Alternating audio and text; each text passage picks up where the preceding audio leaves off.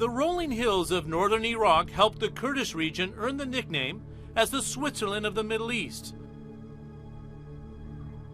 But beneath the greenery lies an abundance of black gold. I think Iraq is the last untapped resource of low-cost oil and gas left in the world. Everything else is now Arctic or deep offshore.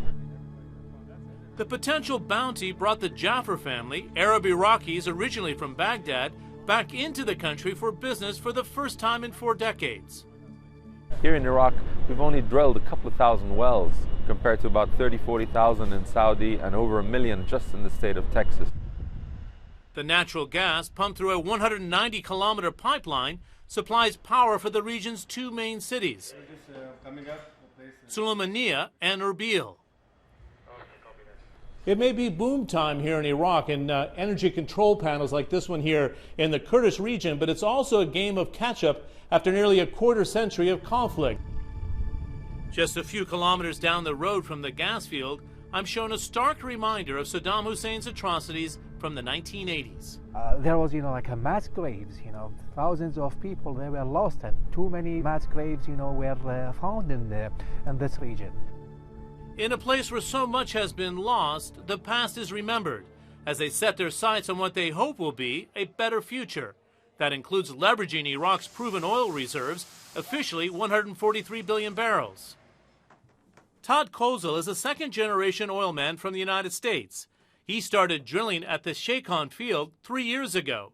It is 10 times bigger than he had ever hoped for. Shaykhon is the largest discovery in Kurdistan. We got very lucky with our exploration. It is a field that's estimated to have 13 to 15 billion barrels of oil in place. It is a massive discovery.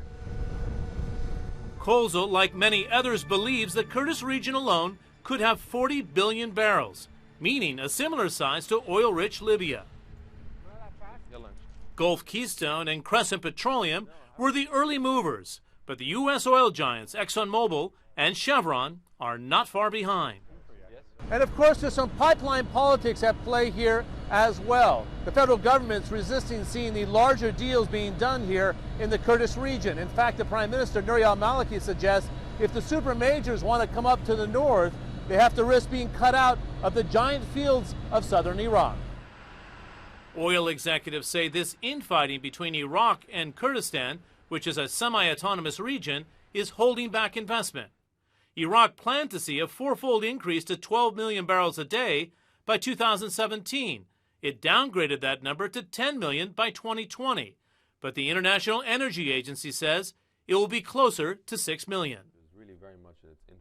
Majid Jafar says uncertainty is leaving huge swaths of Iraq unexplored. But there are over 300 structures in the western desert of Iraq which are not even drilled yet.